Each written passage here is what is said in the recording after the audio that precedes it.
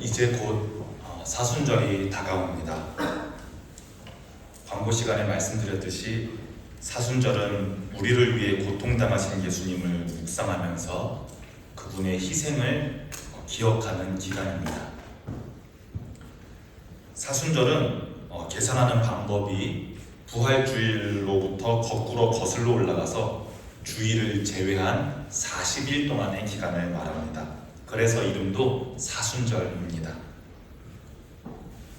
그래서 주일부터 시작해서 주일을 제외하고 하나, 둘, 셋, 넷 해서 39, 40까지 가게 되면 항상 사순절은 수요일에 시작하게 되는데 그게 올해는 3월 5일 수요일입니다. 이렇게 사순절이 시작되는 수요일을 참회의 수요일이라고 말합니다. 또는 숯이, 나무 숯 있잖아요. 숯이 다 타면 재가 됩니다. 모든 죄를 태워버리고 까만 재만 남는 것을 기독교 전통에서는 회개에 빗대어서 많이 표현하곤 했습니다. 그래서 이 수요일을 참회의 수요일이라고도 하고 재의 수요일이라고 부르기도 합니다. 사순절을 맞이하는 우리가 지난 2달 동안은 창세기의 말씀을 들었다면 앞으로 맞이하게 될 사순절 기간 동안에는 예수님의 삶과 예수님의 사역을 따라가 보려고 합니다. 오늘 그 첫 시간인데요. 예수님께서 공생애를 시작하실 때 회당에 모인 사람들 앞에서 처음으로 설교하시는 예수님의 첫 설교 장면입니다. 그래서 오늘 여러분들은 이 자리에 있는 제 설교를 듣는 것이 아니라 전심으로 예수님의 설교를 듣는 시간이 되기를 바랍니다. 지금 우리는 기독교라고 하는 종교의 형태를 가지고 있으면서 동시에 기독교가 예배를 드리고 있는 장소를 우리는 교회라고 부릅니다. 그러나 예수님께서 인간의 몸으로 살아가셨을 당시에는 기독교라는 종교도 없었고 당연히 교회라고 하는 장소도 아직은 없었습니다. 예수님 당시에 이스라엘에서는 유대교라는 종교의 신앙을 가진 사람들이 안식일, 즉 토요일이 되면 마을 안에 있는 회당, 교회가 아니라 회당이라고 하는 장소에 모여서 하나님께서 주신 말씀들, 우리가 구약 성경이라고 부르는 율법서나 선지서 등을 읽고 배우면서 하나님의 말씀을 배우면서 예배를 드렸습니다. 예수님께서도 여느 때처럼 고향과도 같은 곳 갈릴리 나사렛 작은 시골 마을 나사렛에 있는 회당에 들어오십니다. 그리고 회당에 들어가셔서 갑자기 회중들 앞에서 하나님의 말씀을 읽으십니다. 예수님께서 읽으신 말씀은 예언서 중에서 이사야서였는데 이사야서를 펼치시고 이제 그 말씀을 읽으십니다. 이것이 어떻게 보면 예수님의 첫 공식 설교라고도 볼 수 있겠습니다. 첫 설교이기 때문에 굉장히 의미가 깊습니다. 우리 한번 예수님의 첫 설교를, 이사야서를 읽으신 그 첫 설교를 한번 같이 읽어보면 좋겠습니다. 누가복음 4장 18절과 19절을 한 목소리로 읽습니다. 시작.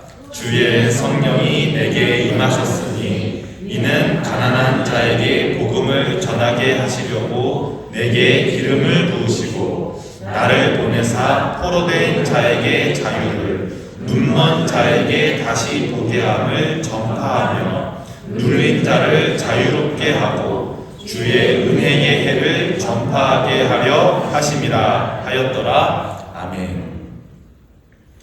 예수님께서는 성경을 읽고 나신 후에 회당에 있는 사람들을 쭉 둘러보셨습니다. 제가 여기서 여러분들을 이렇게 둘러보는 것처럼. 그리고 반대로 회중들은 앞에 있는 저 사람이 뭐라고 말할지 궁금해하면서 예수님의 얼굴을 빤히 바라보고 있습니다. 이때 예수님께서는 대답하십니다. 이 글이 오늘 너희 귀에 응하였느니라. 이 말은 쉽게 하면 오늘 이 말씀이 너희가 듣는 이 자리에서 이루어졌다라는 말입니다. 지금 이 순간 이 예언의 말씀이, 이사야 61장의 말씀이 성취되었다는 선언이었습니다. 예수님께서 첫 설교로 읽으신 이 이사야 61장 1절은 당시에 먼 옛날 이사야 선지자가 살았을 당시에 남유다의 국제적인 정세가 불안하던 때에 예언자 이사야가 나라의 패망에 대해서 예언하고, 하지만 그 패망에도 불구하고 하나님께서 이스라엘을 회복해 하실 것이며 그 회복을 위해 하나님께서 보내주실 구원자에 대한 이야기가 바로 이사야 61장의 이야기입니다. 이사야 선지자는 61장에서 이렇게 말합니다. 비록 북이스라엘은 아수르에게 멸망하고 남유다는 바벨론에게 멸망하여 하나님께서 우리에게 주셨다고 믿는 이 땅, 가나안 이 땅이라고 하는 곳에서 쫓겨나서 포로로 끌려가지만 하나님께서는 언젠가는 우리 민족을 구원하실 분을 보내주실 것이다. 그리고 그분께서 오시면 이런 일을, 저런 일을 하실 것이다 라고 하는 약속이 바로 오늘 예수님께서 첫 설교로 하신 말씀입니다. 이스라엘 백성들은 이사야의 말씀을 읽으면서 그때가 언제일지 오랫동안 기다렸습니다. 그런데 오늘 예수님은 회당에서 오늘 그 말씀이 이루어졌다 말씀하십니다. 이스라엘 사람들이 그렇게 오랫동안 기다린 구원자가 바로 나 자신이라고 말씀하신 겁니다. 그렇다면 오늘 예수님께서 선포하신 첫 설교의 내용을 하나하나 살펴보면서 예수님께서 도대체 어떤 분이신지, 누구를 위해 오셨는지, 또 왜 오셨는지 우리가 예수님의 설교를 듣고 깨닫는 시간이 되면 좋겠습니다. 우리가 한번 빨간색으로 칠해진 부분을 같이 읽어보면 좋겠습니다. 첫째로 한번 같이 읽어보겠습니다. 시작! 가난한 자에게 복음을 전하게 하시려고. 네, 첫째로 예수님께서는 가난한 자에게 복음, 기쁜 소식, 승리의 소식을 전하기 위해 오셨습니다. 참 이상합니다. 우리는 흔히 가난한 사람에게 필요한 것은 빵이나 돈이라고 생각합니다. 그런데 예수님께서는 그들에게 복음, 즉 기쁜 소식을 전하십니다. 이사야 예언자가 말하는 가난은 가진 물건이 적기 때문에 겪는 물질적 가난이 아니라 통장의 잔고가 부족한 물질적 가난뿐만 아니라 빈곤한 마음, 심령이 가난한 것을 이야기하는 것 같습니다. 마음이 가난한 사람은 지갑이 텅 비어 있는 것처럼 비어 있습니다. 그리고 여러분들은 그 마음이 음식이나 돈으로 채워질 수 없다는 것을 잘 알고 계실 겁니다. 예수님께서 오신 것은 이렇게 비어 있는 자들에게 복음을 주시기 위함입니다. 그래서 예수님께서는 공생의 사역을 하시면서 마음이 텅 빈 사람들을 찾아가셨습니다. 그리고 그들에게 가장 필요한 건 음식도 아니고 돈도 아닌 하나님의 말씀과 사랑을 전하셨습니다. 여러분 기억하십시오. 예수님을 만나는 사람들은 그 마음 안에 음식이 채워지는 것이 아니라, 돈이 채워지는 것이 아니라 풍성한 사랑으로 채워집니다. 예수님은 상한 마음으로 찾아온 사람들에게, 가난한 심령으로 찾아온 사람들에게 복음이 되십니다. 두 번째 부분도 함께 읽어볼까요? 시작! 나를 보내사 포로된 자에게 자유를. 두 번째로 예수님께서는 포로된 자에게 자유를 주기 위해 오셨습니다. 우리나라도, 우리 대한민국도 주권을 다른 나라에게 빼앗겨 본 역사를 경험해 보았기 때문에 아마 여러분들도 이스라엘 백성들의 마음에 잘 공감하실 수 있을 겁니다. 예수님 당시의 이스라엘 백성들은 오랫동안 이방 민족들의 지배를 받으면서 살아왔습니다. 먼 과거의 조상들은 바벨론의 지배를 받으며 살다가 바벨론이 망하니 페르시아의 지배를 받으면서 살다가 지금도 로마의 지배를 받으면서 살고 있습니다. 이들은 도대체 언제쯤 우리가 자유롭게 살 수 있을까 간절하게 바랬던 사람들입니다. 우리나라는 35년밖에 지배를 받지 않았는데 그 35년 동안의 지배의 아픔도 아직도 그 아픔의 응어리가 완전히 씻겨져 내려가지가 않는데, 히브리인들은 말이죠, 저 출애굽기부터 거슬러 올라가면 애굽에서 노예 생활 400년, 바벨론에게 주권을 빼앗긴 것이 70년, 바사, 페르시아에게 주권을 빼앗긴 것이 200년, 로마의 지배를 받은 것은 물론 예수님 당시에는 현재 진행형이었지만 예수님 당시 때만 해도 100년이었습니다. 그래서 우리도 이 35년 동안의 아픔이 완전히 씻겨져 내려가지가 않는데, 당시 이스라엘 백성들에게 포로라는 단어는 정말 지긋지긋한 단어입니다. 그래서 이 백성들에게 자유라든지 구원이라든지에 대한 이 열망과 처절함은 그 처절한 정도가 엄청납니다. 그래서 하나님의 말씀을 읽으면서 약속하신 그 구원자를 늘 기다리는 사람들이 바로 이 유대인들입니다. 그래서 이 회당에 있던 몇몇 사람들은 예수님께서 나 자신이 포로된 자에게 자유를 주러 왔다는 이 말에, 예수님이 로마로부터 우리나라를 구원해 주실 것이구나 라고 생각했습니다. 즉 나라의 주권을 되찾을, 독립을 이끌어줄 구원자라고 생각했습니다. 쉽게 말하면 즉 몇몇은 예수님을 정치적 구원자로, 정치적 메시아라고 여겼습니다. 하지만 예수님께서 포로된 자에게 자유를 주겠다고 말씀하신 건 나는 정치적 메시아다 라고 하신 말씀은 아니었습니다. 예수님께서 포로된 자에게 자유를 주시겠다고 말씀하신 것은 모든 인간이 그것 앞에서 종노릇할 수밖에 없는 그것, 모든 인간이 그 누구도 이 무거운 사슬에서 벗어날 수 없는 그것, 바로 죄라는 것의 포로 생활에서 자유를 주겠다고 하신 말씀이었습니다. 만약 예수님께서 정치적 메시아였다면, 만약 예수님께서 오신 이유가 이스라엘이라는 나라를 로마의 압제에서 구원하기 위해, 로마의 압제에서 독립하기 위해 오신 정치적 메시아였다면 유대인이 아닌, 이스라엘 사람이 아닌 한국 사람인 우리는 예수님을 믿을 필요가 없습니다. 저 먼 나라를 독립시킨 사람을 우리가 믿을 필요가 무엇이 있겠습니까? 하지만 여러분들 반드시 예수님의 설교로 인해서 기억하셨으면 좋겠습니다. 우리가 예수님을 구주로 고백하는 이유는, 우리가 예수님을 그리스도로 고백하고 믿는 이유는 죄의 포로가 된 우리를 구원하여 주셔서 우리를 죄로부터 자유케 하셨기 때문에 예수님을 믿습니다. 한번 세 번째 설교 내용도 같이 읽어보겠습니다. 시작. 눈먼 자에게 다시 보게 함을 전파하노라. 맞습니다.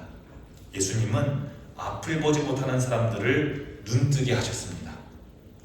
실제로 바디메오를 포함한 여러 사람들이 예수님을 만나 눈을 뜨고 보지 못했던 세상을 보게 되었습니다. 정말 물리적으로도 의학적으로도 어둠뿐이었던 세상 속에서 벗어나서 드디어 빛을 보게 된 겁니다.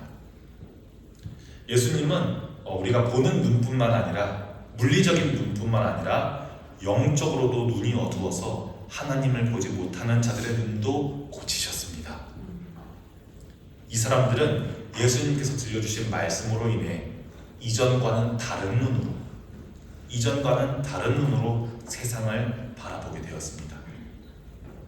예수님은 눈이 있으나 보지 못하는 우리들에게, 심지어 내가 지금 제대로 보고 있지 못하다는 사실도 모르는 채 살아가는 우리들에게 다시 보게 하기 위해 오셨습니다.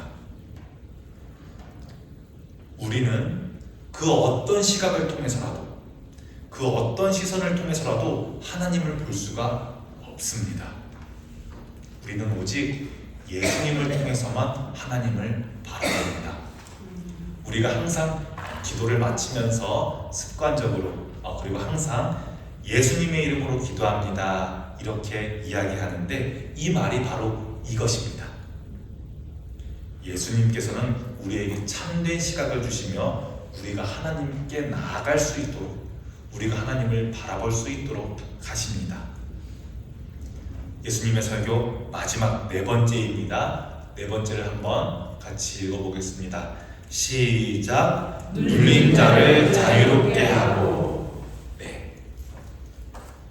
지금 충분히 과학이 발달되고 충분히 의학이 발달된 이후를 살아가고 있는 우리는 몸이 아플 때, 내가 몸이 아플 때, 그리고 내가 어떤 질병에 걸렸을 때 이것을 영적인 죄에 대한 벌로 보거나 혹은 전생에 지은 큰 죄 때문에 현생의 몸이 아프다라거나 우리는 이렇게 보고 있지 않습니다.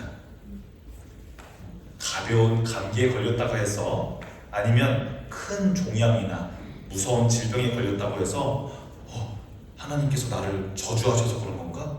하나님께서 나의 죄에 대한 벌을 내리신 건가? 요즘 우리는 이렇게 생각하지 않습니다. 이제는 우리는 몸이 안 좋으면 어떻게 생각합니까? 내 식생활이, 식사생활 습관이 별로 안 좋은가?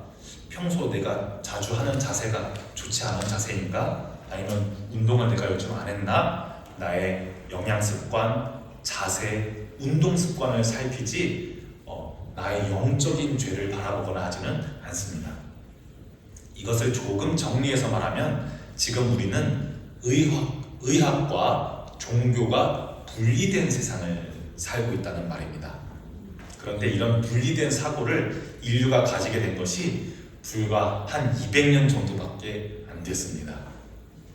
그러니 예수님께서 살아가셨을 당시에 1세기의 이스라엘 백성들은 몸이 아픈 사람들, 병든 사람들이나 신체적인 장애가 있는 사람들을 멀리했던 게 당연합니다. 왜냐하면 몸의 질병과 몸의 장애는 곧 하나님께 지은 죄에 대한 벌이라고 당연하게 여겼기 때문입니다. 특별히 이스라엘 백성들이 잔인하거나 야만스러워서가 아니라 이때 지구상에 있던 모든 사람들은 모두 다 이렇게 생각했습니다.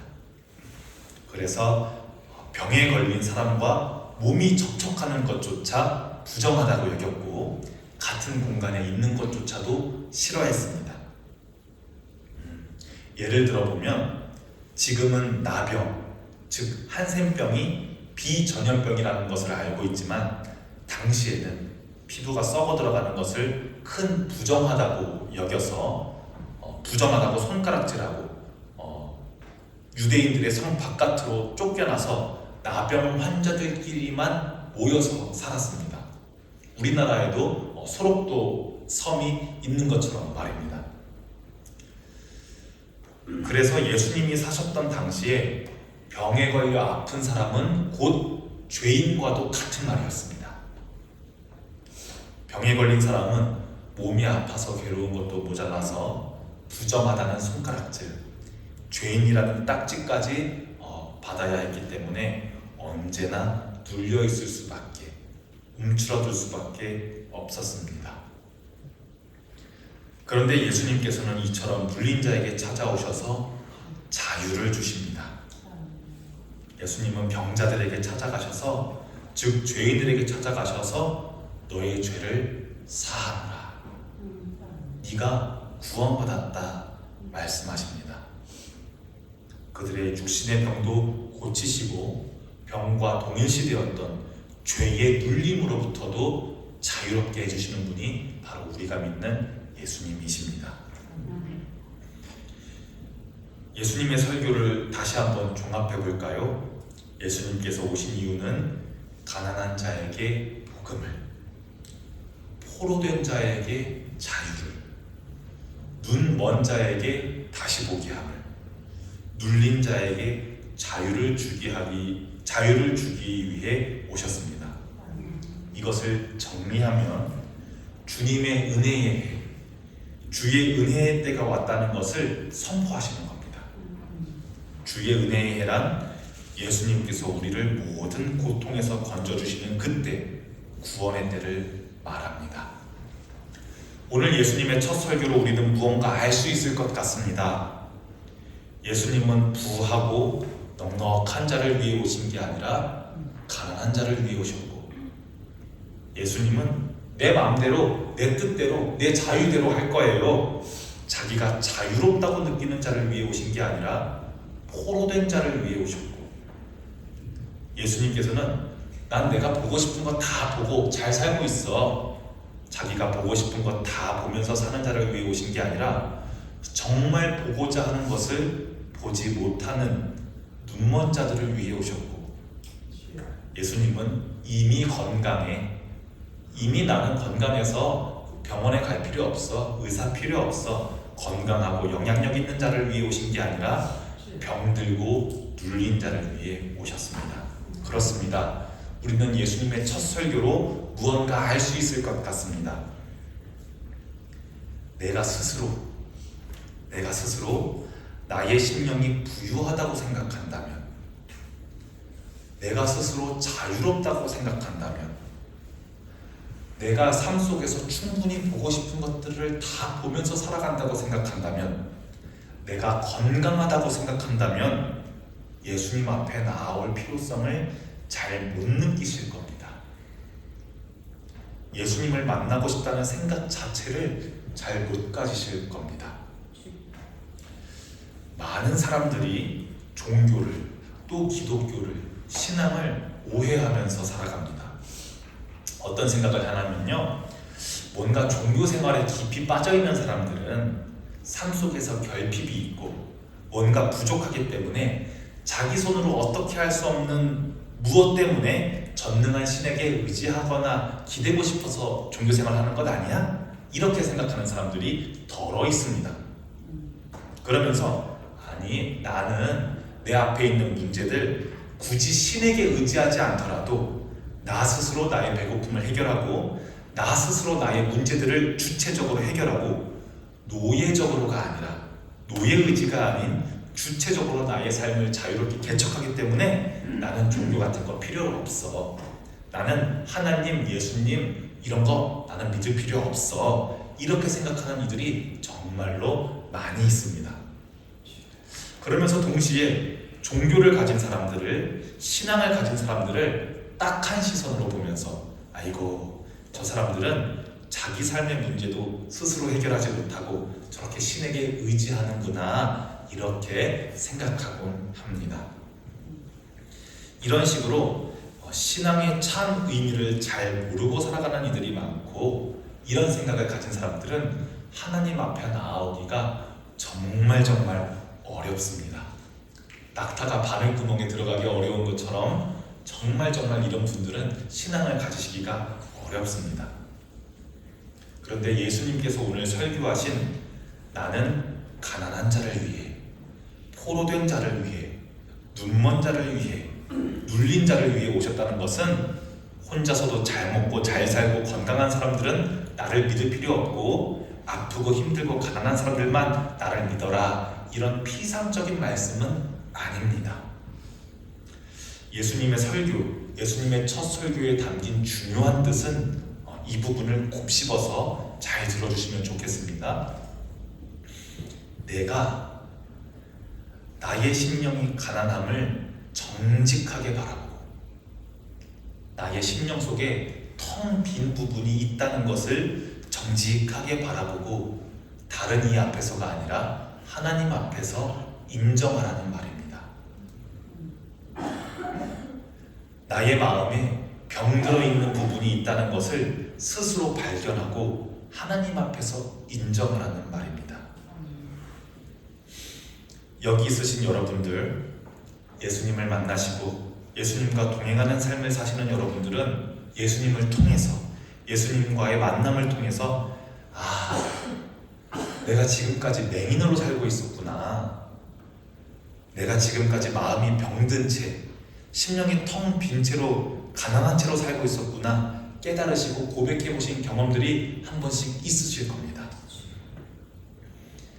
예수님께서 가난한 자를 위해, 포로된 자를 위해, 눈먼 자를 위해, 눌린 자를 위해 오셨다는 것은 인생의 패배자들만 예수님 앞에 나아오라 이런 말이 아니라 여러분들 삶 속에 내가 자유로운 것 같지만 나의 마음속에 무겁게 눌린 것이 있고, 내가 부유하게 잘 먹고 건강하게 잘 살지만 나의 마음속에는 누구나 병들어 있는, 썩어 있는 것이 있다는 것을 하나님 앞에 인정하고 나아오라는 말입니다. 그런 자에게 예수님을 만날 수 있는 기회가 있다라는 것입니다. 이제 말씀을 마치려고 합니다. 마음이 가난하신 여러분들, 죄의 포로를 할 수밖에 없는 우리의 인생을 인정하시는 여러분들, 내가 눈은 있으나 보지 못함을 아시는 여러분들, 또한 눌린 마음을, 무겁게 눌린 마음을 부여잡으시는 여러분들, 예수님께로 나아오십시오. 예수님을 믿는 모든 사람은 누구나, 정말로 누구나 참 자유와 기쁨 안에서 살아갑니다. 제가 이렇게 설교하는 이유는 여러분 모두가 이 참 자유와 기쁨 안에서 함께 누리기를, 이 참 자유와 참 기쁨을 함께 누리기를 소망하기 때문입니다. 예수님의 이 설교를 다 듣고 나서 많은 사람들은 주변에서 저 사람 옆집 목수 요셉네 아들 아니야? 이렇게 말했습니다. 이렇게 예수님의 말씀을 많은 이들은 받아들이지 못했습니다. 하나님의 아들로 보지 못했다는 말입니다. 여기 있는 저와 여러분들은 그렇지 않기를 바랍니다. 오늘 안식일에서 회당에서 하신 예수님의 말씀이, 예수님께서 오셨다는 그 기쁨의 좋은 소식, 복음이 우리를 구원하시기 위해 죽기까지 순종하신 예수님의 고난을 기억하는 이 사순절을 맞이하는 우리들에게 풍성하기를 주님의 이름으로 축원합니다. 기도하겠습니다. 사랑과 은혜가 충만하신 하나님, 오늘도 주의 말씀을 통하여서 우리의 심령을 새롭게 하시니 감사합니다. 주님, 우리는 심령이 가난한 자들입니다. 주님만이 우리의 참된 위로와 소망 되심을 고백합니다. 죄의 포로가 된 우리를 자유케 하시는 주님, 십자가의 은혜로 우리를 새롭게 하시고 세상의 억눌림 속에서도 주님의 평안을 누리게 하옵소서. 우리의 영적인 눈을 밝혀주시고 주님의 길을 따라 살아가는 지혜와 또한 용기를 더하여 주옵소서. 사순절을 보내는 본향의 성도들에게 주님의 고난과 사랑을 깊이 묵상하게 하시고 우리 또한 주님의 마음을 닮아 살아가게 하옵소서. 예수님의 이름으로 기도합니다. 아멘.